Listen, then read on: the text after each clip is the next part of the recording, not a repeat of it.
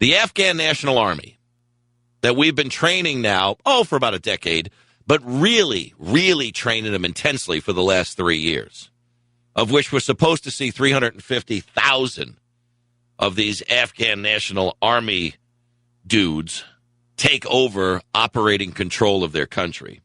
There's 23 brigades, 23 Afghan National Army brigades. There's a new report out from the Pentagon that gives us an update on all of our efforts. Soldiers that have been killed in training our good friends in Afghanistan. How many of those 23 brigades is able to operate independently without any military support from the United States, without any input or support from NATO? How many of the 23? Answer, 1. 1. And now we're saying we've done so well there. Let's go to Syria. Let's go to Syria. Let's duplicate our efforts in Syria. And guess what? In the report that came from the Pentagon, now with all of the time, energy, effort, lives lost, more important than money, and people that have lost arms and legs and combinations thereof, would you say that the violence in Afghanistan is higher or lower than it was before the surge? Answer, higher. Since we started the surge 2 years ago. The Taliban, remember they were dispersed on the run. They remain resilient.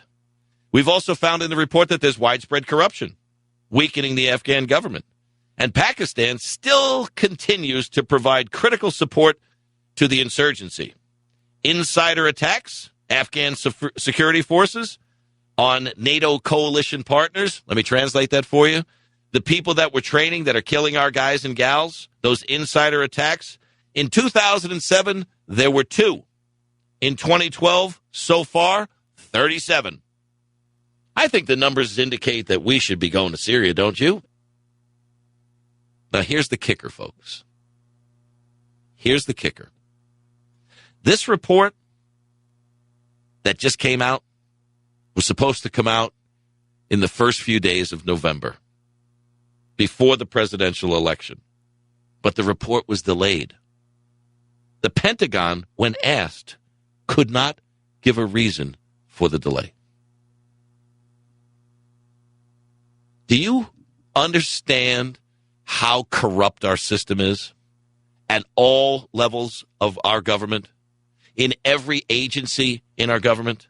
I'm not talking about the worker bees. I'm not talking about the TSA employees. I'm talking about TSA management or lack thereof. I'm not talking about CIA, NSA, DOD, DIA, FBI, CIA. I'm not talking about the worker bees. I'm talking about the careerists, the cronyists. The people have figured out that there's a way for them to be relevant for a long period of time and never have to actually get around to showing any results. This report was something that we were supposed to know. It was scheduled. Congress was supposed to see it, review it, act on it, I guess. But the Pentagon said, I don't know why it was delayed. You know why it was delayed. You know why it was delayed. You know why everything is happening. You understand how corrupt this system is. Why are we going into Syria?